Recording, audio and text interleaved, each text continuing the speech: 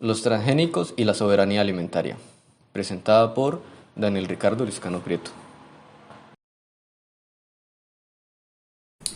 Empezaré hablando sobre qué es un transgénico. Un transgénico es un organismo vivo que ha sido genéticamente modificado en un laboratorio a través de técnicas que permiten insertar ADN de virus, bacterias, vegetales, animales e incluso humanos a una planta o a un animal.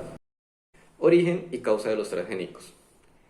Estos avances científicos se produjeron fue por dos razones. Una que es por interés, como que les llamó la atención que es la transgénesis, y la otra es el deseo por el conocimiento, de saber más sobre este proceso, cómo se ejecuta, y para desarrollarlos se basaron en cuatro metas.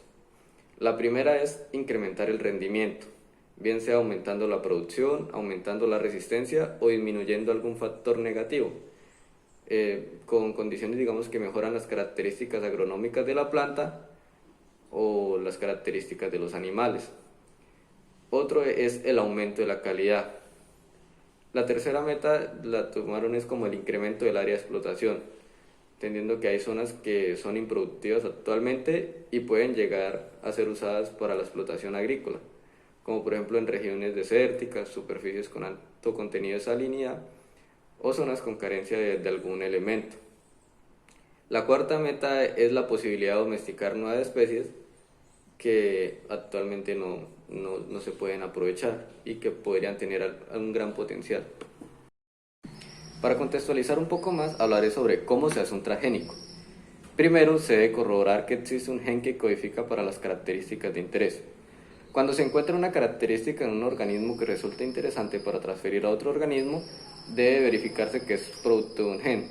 Se identifica el gen de interés por medio de cruzamientos a partir de una característica que se expresa y se verifican las proporciones mendelianas.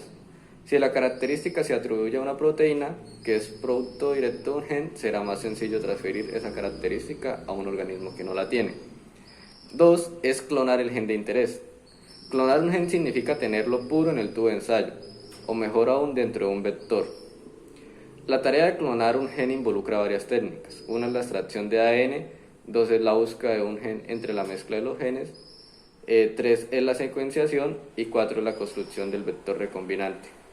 El ADN de interés se inserta en plásmidos vectores, que son moléculas de ADN lineales o circulares en las cuales se puede guardar, entre comillas, un fragmento de ADN. Los más usados son los plásmidos de origen bacteriano. El tercer paso es caracterizar el gen de interés. A partir de conocer la secuencia del gen se puede, mediante bioinformática, comparar esta secuencia con la de los genes ya conocidos para determinar a qué gen se parece y se le asigna una posible función. Una vez predicha la función del gen clonado por medio del análisis informático, se debe proceder a confirmar la función real en vivo, o sea, corroborar que en un sistema biológico funciona acorde a lo que se prevé. Para ello se suele transferir el gen a un organismo modelo, en el cual se puede expresar el gen y medir su función. En el ejemplo del maíz, el gen DBT se puede transferir primero a las especies vegetales modelos como Arabidopsis thaliana y Nicotiana tabacum. El cuarto paso es modificar el gen de interés. Si así se desea, se puede agregar, deletar o mutar secuencias dentro de la región codificante y agregar secuencias, promotor, terminador, intrones, para que se pueda expresar en el sistema de interés. Por ejemplo, si se clona un gen BT de una bacteria para luego ponerlo en el maíz, se debe agregar un promotor que funcione bien en las plantas, es decir, que permita que las células vegetales expresen la proteína del BT. El promotor es una región fundamental de gen, ya que determina cuándo y dónde se expresa el gen. El quinto paso es la transformación de un organismo con el gen de interés.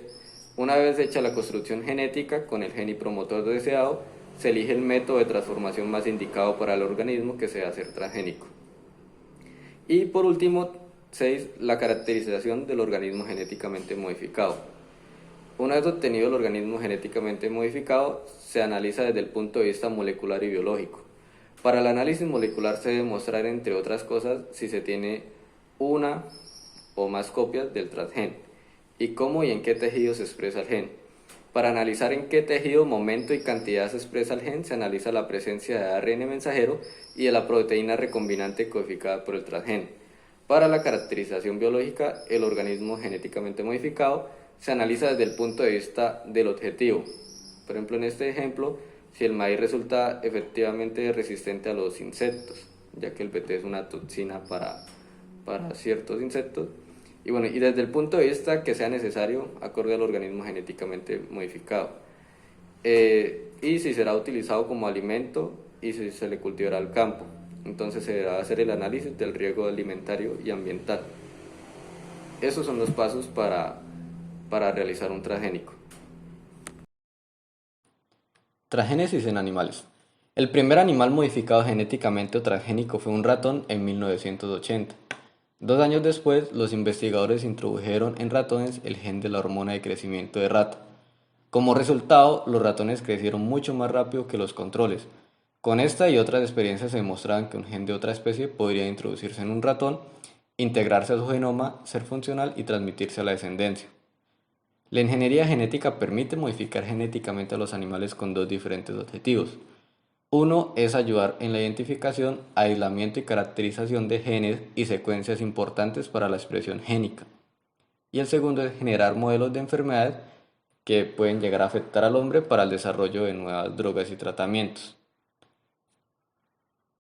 Transgénesis en plantas.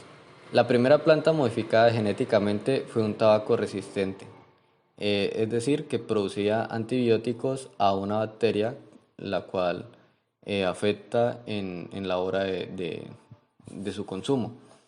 En 1994, el tomate flat sour, desarrollado por una empresa de California, fue el primer organismo también genético modificado que llegó al mercado.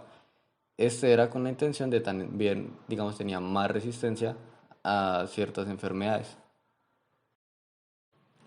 Transgénicos en el mundo.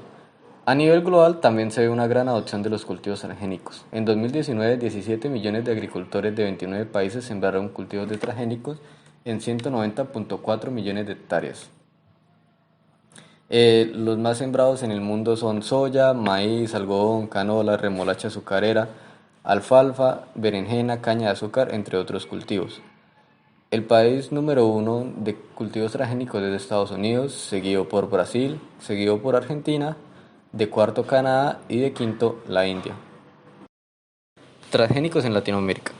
Brasil es el país con mayor área de siembra con 52.8 millones de hectáreas.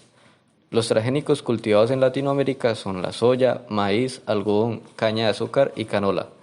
En la última década, la mayoría de países aceptan los cultivos transgénicos, a excepción de Ecuador y Venezuela. Transgénicos en Colombia. Desde el año 2002 se aprobó la siembra de transgénicos. Los departamentos con mayor siembra son Tolima y Meta. Colombia importa alrededor de un 85% del maíz para consumo humano y animal, y se tiene que no hay una reglamentación sobre el uso de los transgénicos. Realizando ya la contextualización sobre los transgénicos, hablaré sobre la soberanía alimentaria. La soberanía alimentaria es el derecho de cada pueblo de controlar y decidir soberanamente sobre su alimentación, controlando toda la cadena productiva para obtener autosuficiencia alimentaria. Amenaza de los transgénicos a la soberanía alimentaria. Realizado ya la contextualización, de primera mano podríamos decir que los transgénicos no van de la mano con el derecho a la soberanía alimentaria. ¿Por qué? Porque hay un riesgo, el uso de transgénicos genera un riesgo para la biodiversidad alimentaria, una dependencia de paquetes técnicos que pueden provenir de multinacionales, genera una pérdida de las tradiciones culturales, por ejemplo en nuestro caso, tradiciones culturales de los indígenas, de los afros, y evita procesos de agricultura alternativa. ¿Debido a qué? Porque la transgénesis va enfocada al proceso de revolución verde, que son cultivos a grandes extensiones. Entonces, esto no iría a favor de la soberanía alimentaria. Perjuicios y desventajas del consumo de transgénicos. Uno es el incremento de sustancias tóxicas en el ambiente. Por ejemplo, con los residuos vegetales del BT, estos residuos pueden ser consumidos por otros organismos, los cuales se van a alimentar y, digamos, esas toxinas fluirían en las redes tróficas de aquellos pequeños organismos. Dos es la pérdida de la biodiversidad, debido a que los transgénicos manejan es una variedad en grandes extensiones, entonces la biodiversidad la iríamos perdiendo. Tres es la contaminación del suelo. Sabemos que a pesar de que el transgénico disminuye, un punto favorable es que disminuye el gasto de insumos, pero sigue siendo de revolución verde. Entonces, los gastos de insumos van a seguir pasando en menor proporción, pero esos insumos van a ir contaminando el suelo. Lo otro es la resistencia de los insectos y de hierbas no deseadas. Debido a que su alimento carecerá, eh, esos organismos pues tendrán que verse obligados a evolucionar para poder alimentarse de eso. Entonces a los cultivos no transgénicos serán desfavorecidos y habrían problemas. Por último, es posibles alergias o intolerancia a los alimentos procesados. Esto ya es en el ámbito de la alimentación con transgénicos.